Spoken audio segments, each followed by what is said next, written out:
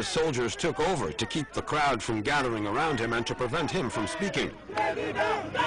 Karim Wade has already been questioned about dubious acquisitions in the past. He now has 30 days to provide proof of current and past revenues. The PDS finds this treatment quite unacceptable.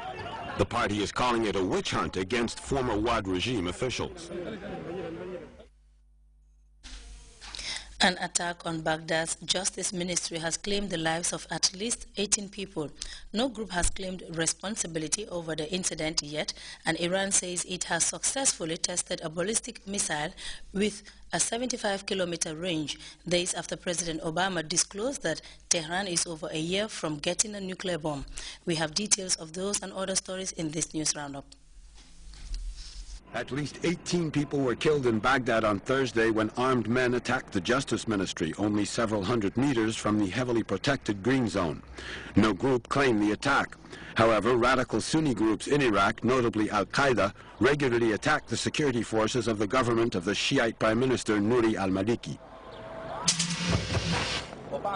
Ceremonies to usher in new leaders have been held in Beijing. It was no surprise when the Chinese parliament chose Xi Jinping as president, and now it has chosen the number 2 party man, Li Keqiang, to be prime minister.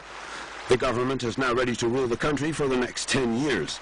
The prime minister, a 57-year-old technocrat, is responsible for restructuring the country's huge administrations, hit hard by bureaucracy and corruption.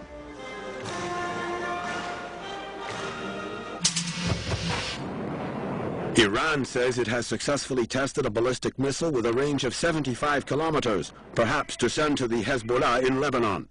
Iran is over a year or so from getting a nuclear bomb, U.S. President Barack Obama has told an Israeli television channel a week before visiting Israel, warning that a military option remained on the table.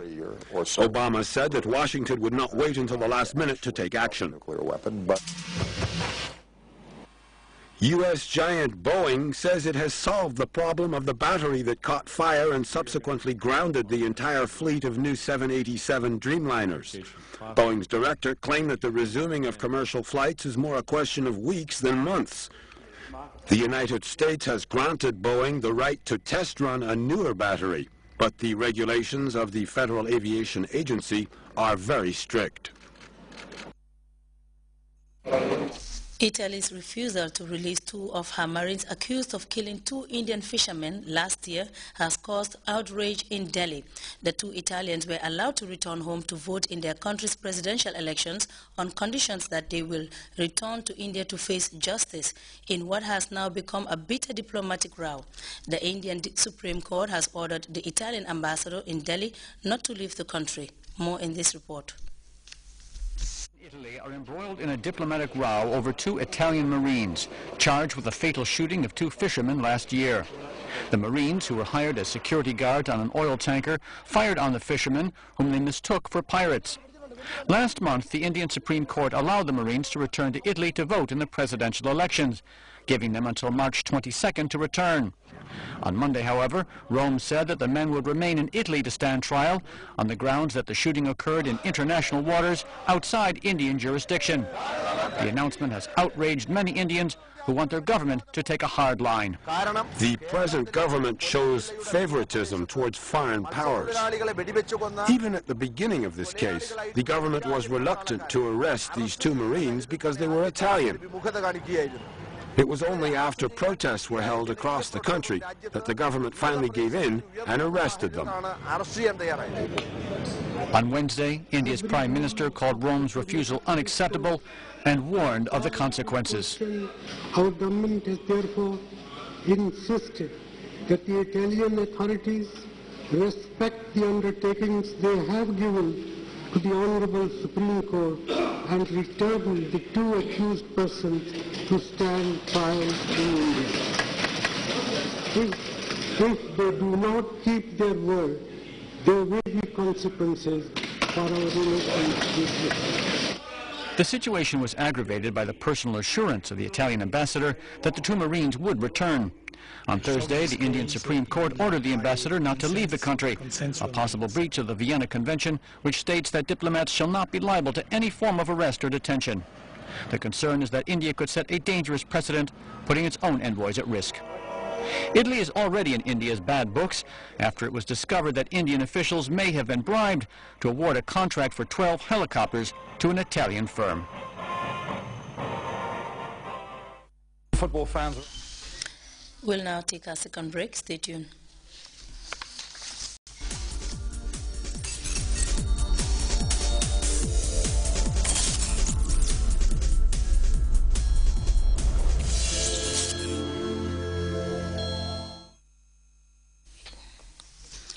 Welcome back. The 8 teams remaining in the European Champions League found out who they will be playing in the quarterfinals. CNN's Pedro Pinto has more on Friday's draw, as well as the racist chants directed towards Tottenham forward Emmanuel Adebayo, whose last-minute goal sent the London club into the UEFA last 8. Winners and the losers of Friday's draw in Switzerland. Let's run you through all of the matches, and I'm going to start with the one I'm looking most forward to, and that is Bayern versus Juventus. This match should be a clash of titans, both teams playing quite well in the Champions League so far. Juve have yet to lose a single game in Europe this season. Bayern really strolling in the Bundesliga, so they're in great domestic form.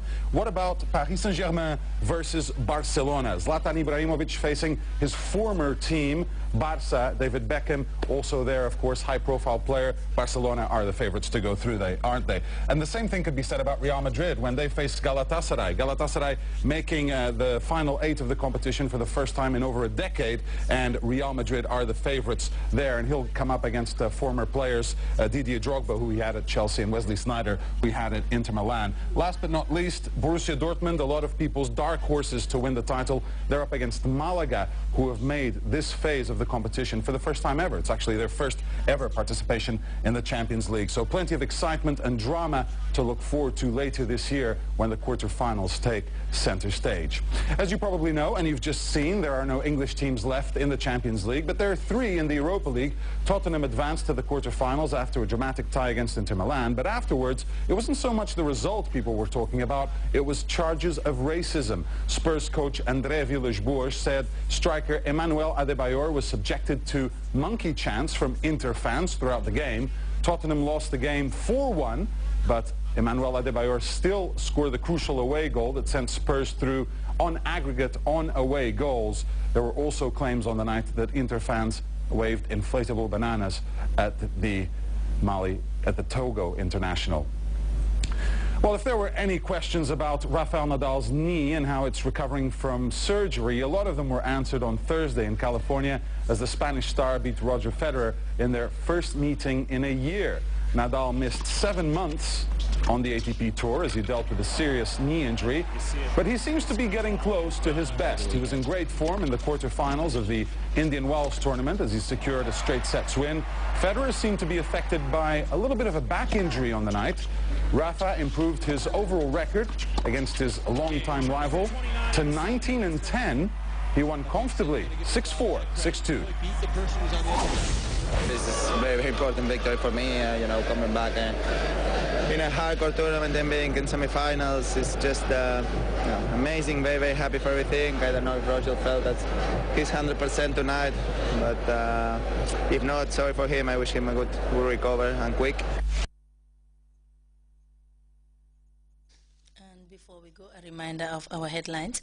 Independent candidates vying for seats in the local government elections appeared before IEC officials for the endorsement of their candidature. World Islamic Call Society, a Libyan charity in the Gambia, has offered free medical care to people with different ailments in the West Coast settlement of Tampoto. Prosecutors in Senegal have given Karim Wade 30 days to clear his name as they ponder charging with fraud.